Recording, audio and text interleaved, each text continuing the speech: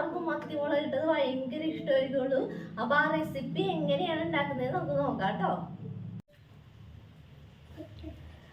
മത്തിക്കറിക്ക് എപ്പോഴും ടേസ്റ്റ് ചെറുള്ളിയാണ്. അപ്പോൾ ചെറുള്ളിയാണ് ഞാൻ എടുത്തിരിക്കുന്നത്. 1/4 കിലോ ചെറുള്ളിയാണ് എടുത്തിരിക്കുന്നത്. 3/4 കിലോ മത്തിയാണ് ഞാൻ എടുത്തിരിക്കുന്നത്. നന്നായിട്ട് ക്ലീൻ ചെയ്തെടുത്തിരിക്കുകയാണ്.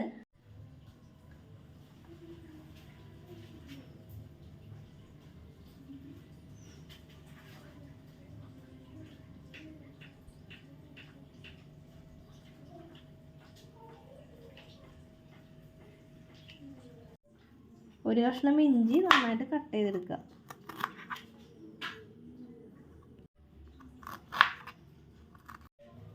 ഇനി നമുക്ക് വെളുത്തുള്ളി കട്ട് ചെയ്തെടുക്കാം. ഒരു 8 അല്ലി വെളുത്തുള്ളിയാണ് നമ്മൾ എടുത്തിരിക്കുന്നത്. അതും ഇതേപോലെ ചെറുതായിട്ട് കട്ട് ചെയ്തെടുക്കണം. ഇതിനു വേണ്ടി 2 പച്ചമുളകാണ് എടുത്തിരിക്കുന്നത്. അത് ചെറിയ പീസായിട്ട് കട്ട് ചെയ്തെടുക്കുക. ചട്ടി ചൂടായിട്ടുണ്ട്. ഇനി ഇതിലേക്ക് വെളിച്ചെണ്ണ ഒഴിച്ചു കൊടുക്കുക.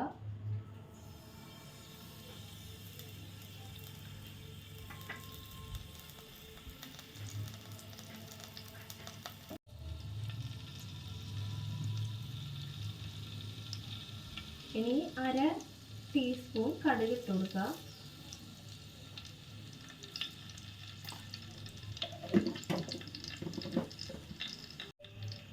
അതേപോലെ തന്നെ 1/2 ടീസ്പൂൺ ഉലുവയും കൂടി ചേർത്ത് കൊടുക്കുക.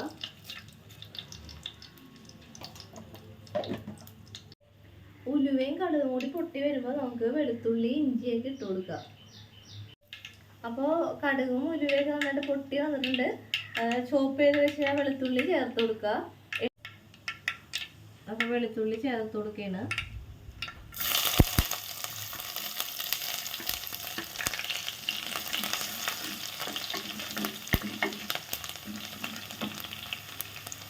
മത്തിക്കറിയിൽ എപ്പോഴും വെളുത്തുള്ളി ഇഞ്ചിയൊക്കെ ചേർക്കുമ്പോൾ നല്ല ഫ്ലേവർ ആയിരിക്കുള്ളൂ.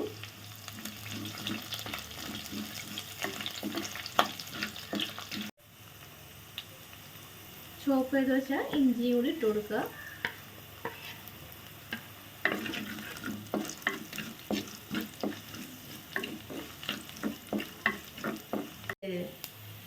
ഇനി ചെറുള്ളി ചേർത്ത് കൊടുക്കുക. 1/4 കിലോ ചെറുള്ളിയാണ് എടുത്തിരിക്കുന്നത്.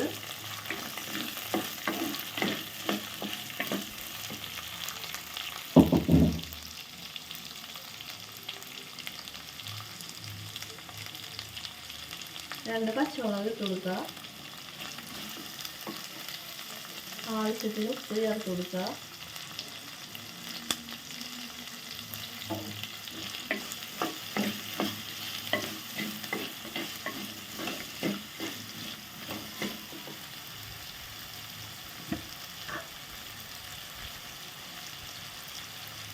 കാൽ ടീസ്പൂൺ മഞ്ഞൾപ്പൊടി ചേർത്ത് കൊടുക്കുക.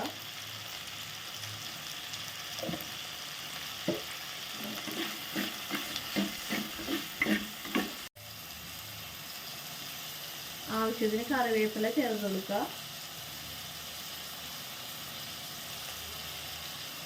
ഇനി നന്നായിട്ട് ഇതെല്ലാനും വാടി വരണം.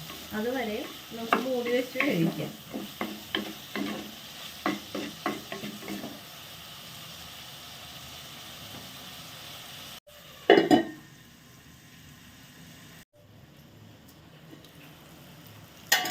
അപ്പോൾ നമ്മുടെ വെളുത്തുള്ളി ഇഞ്ചി ചെറുള്ളിയൊക്കെ നന്നായിട്ട് വാടി വന്നിട്ടുണ്ട്.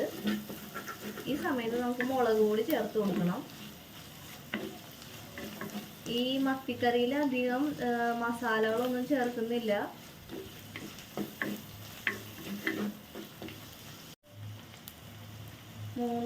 മൂന്ന് ടീസ്പൂൺ മുളക് പൊടി ചേർത്ത് കൊടുക്കുകയാണ്. മത്തിക്കറിയൊക്കെ ആകുമ്പോൾ അത്യാവശ്യം നല്ല എരിവൊക്കെ വേണം.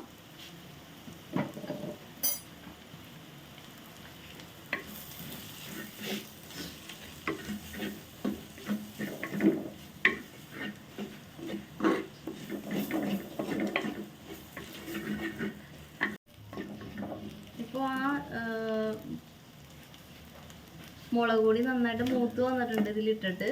അപ്പോൾ ഈ സമയത്ത് നമുക്ക് ഒരു പഴുത്ത തക്കാളി ചേർത്ത് കൊടുക്കുക.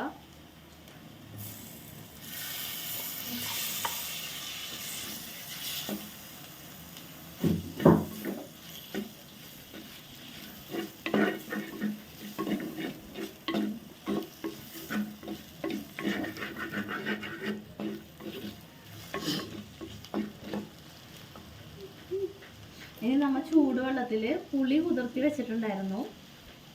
അപ്പോൾ ഇനി ഈ പുളിയും കൂടി ഇതിലേക്ക് ചേർത്ത് കൊടുക്കുക.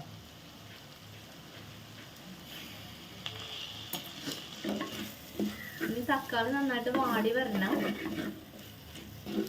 അതുവരെ നമുക്ക് മൂടി വെച്ച് വേവിക്കാം.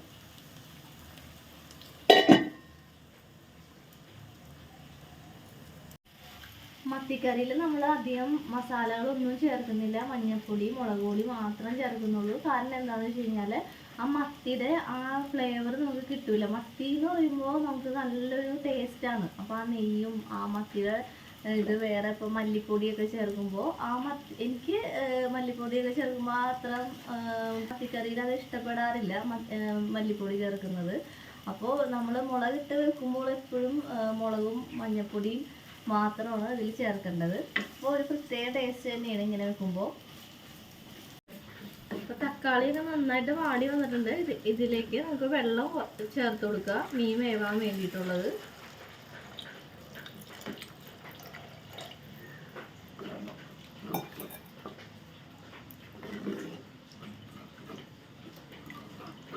ഇപ്പോൾ നമ്മൾ ഉപ്പ് എങ്ങനെ ഉണ്ടെന്നൊന്ന് നോക്കണം.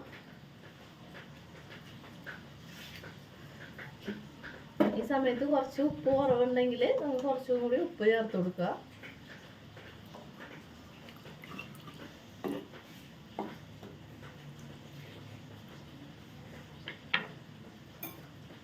ഇനി ഇത് നന്നായിട്ട് തിളച്ച് വരണം. എന്നിട്ട് വേണം നമുക്ക് മത്തി ഇട്ട് കൊടുക്കാനായിട്ട്. അപ്പം തിളച്ച് വന്നിട്ടുണ്ട്.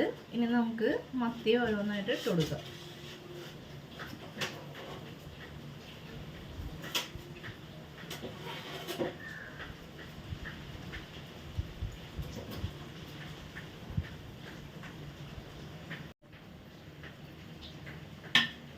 ഇങ്ങനെ ഒന്ന് ചുറ്റിച്ചു കൊടുക്കുക എല്ലാ ഭാഗത്തോട്ടും.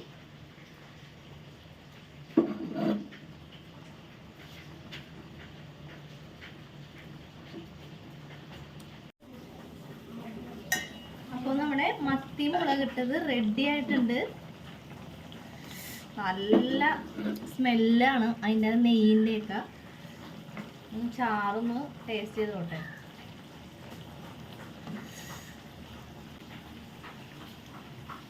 സൂപ്പറായിട്ടുണ്ട്, നല്ല ടേസ്റ്റാണ്. അപ്പം എല്ലാവരും വീട്ടിൽ ട്രൈ ചെയ്ത് നോക്കണം കേട്ടോ. അപ്പോൾ നമ്മുടെ മത്തി മുളകിട്ടത് റെഡി ആയിട്ടുണ്ട്. എല്ലാവരും ഇതേപോലെ വീട്ടിൽ ട്രൈ ചെയ്ത് നോക്കണം. നല്ല ടേസ്റ്റാണ്, അതേപോലെ തന്നെ നല്ല എളുപ്പവുമാണ്.